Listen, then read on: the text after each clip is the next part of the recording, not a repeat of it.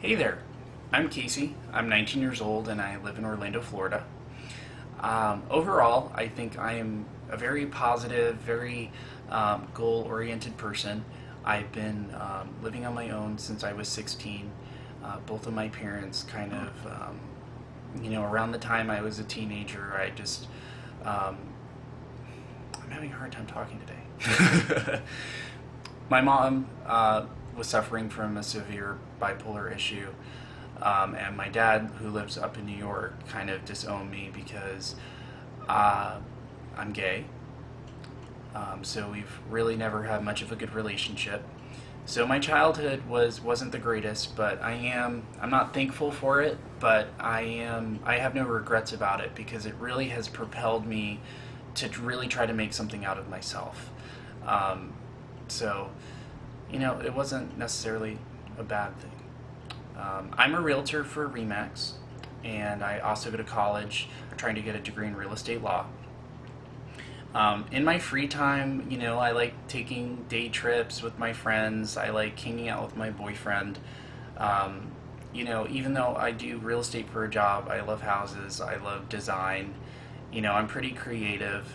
But really, for the most part, if I get a chance to not be working and, socialize and hang out with people, I'd rather, be doing that. Once in a while, like, I'd like to watch, a good horror movie or draw. There's really not much to me. I'm not, where rivers run deep type of a person. I like to laugh. My lifelong, goal really is to, not really goal, calling, I felt was always to help others. Both of my parents came from the medical field, and I was thinking, oh, maybe that's something I'd like to do because that's really interesting and you're saving people's lives. And this second I saw blood, I was like, it's not for me. So I don't think that'd be the best fit, but really, believe it or not, real estate has been that outlet for me. I might be helping an old lady move from, she lost her husband and she needs to move from this big house she can't manage to something more livable, to start over. A family who's in foreclosure, helping them get out of that debt. It's something I take great pride in. It's not, saving somebody's life, but I'm still making a difference. So moving on. I'm a very, opinionated person. I try to look at every situation that I possibly can from every perspective. But the one thing that really makes me angry is people who have kind of that victim complex. My mother has that really bad. She had a really successful job, and, things started going bad for her. And ever since, it's a poor me, my life sucks. That, it pisses me off. I didn't come from a lot. I wasn't as fortunate as a lot of other people. And I'm doing very well. I'm happy. Like I said, I don't have a lot, but I'm working towards it, and I'm making something out of myself. And the people who don't want help, who don't want to change and be the best person that they could be, as corny as that might sound, it ticks me off. It's like, I don't like bullshitters, I don't like liars, and, the one thing I can't stand. What makes me proud, there's sometimes, people are in situations where they can't get out of it. They don't know when to ask for help. And anytime I see somebody who is going through like a really hard time and doesn't know what to do, but somehow makes it, that really is, it's like one of the best feelings in the world, because I know how hard it is to change and to do something with yourself. I know it's not easy. What was your next question that you had asked me? News story, that's right. I was thinking about this whole Sarah Palin, David Letterman thing. How, David Letterman made the comment about Sarah Palin's pregnant daughter, didn't realize she was in the audience.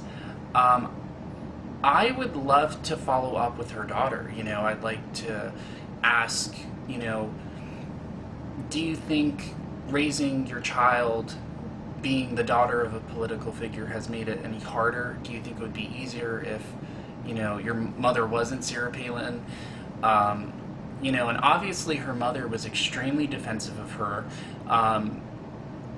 At home, I'd love to ask her daughter, does she support you?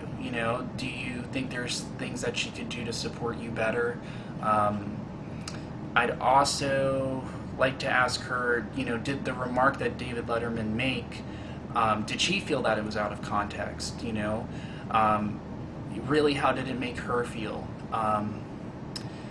And I'd also like to ask her, if she has any advice for any other young mothers, and does she think that maybe she could kind of be an inspiration or a role model, and give people a different outlook on, it's not easy, and just show them it's hard, but it doesn't have to be a negative thing.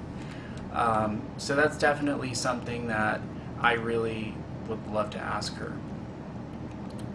Next question. Obama mania. You hear a lot about him in the news, and I'm not a really politically charged person. I'm not oblivious to what's going on, but I'm not, some of it's just, it gets so negative, and no one could ever agree on it. I think right now that people are expecting a lot of President Obama because he has promised a lot. However, I'm worried, well, not really worried, but, I think there's going to come a time that people are going to, kind of turn heads a little bit on him, saying, you're not delivering everything that you promised to us. And you know what? He's not going to. He can't possibly deliver everything that he promised. And even in some of his, speeches, he said, I think it was one of his first speeches, he had talked about how he might not be able to solve all the problems in the White House until, in his presidency. And no president has ever done that before either. We've never had a perfect president. However, being in real estate, I could honestly say that the steps he's been making in terms of the first-time homebuyers credit has really, really made a huge impact on my business. I went from 26,000 homes, which is an extremely oversaturated market in Orlando, to 11,000. And 8 to 9,000 in our market is considered stable. So people have not been seeing that because I don't think he's doing a lot in terms of creating jobs for the people who need it. He's kind of starting and putting money into our communities first, and then more in people's pockets. So he is making a difference. Although, some people might necessarily agree with me. Next question. Prop 8. Ooh, controversial there. I'm gay. I'm not afraid to admit it. But you might think you might be surprised kind of by my response. I can't picture myself getting married to another dude, even if I loved him. Maybe if I changed, I loved him more, I might, but who's gonna wear the wedding dress? I'm like taller than, Jack's beanstalk, for God's sakes. That would be like crazy. Like a dress, and I don't know, just be weird. Who wears the dress? I think it is a huge injustice to American society, though.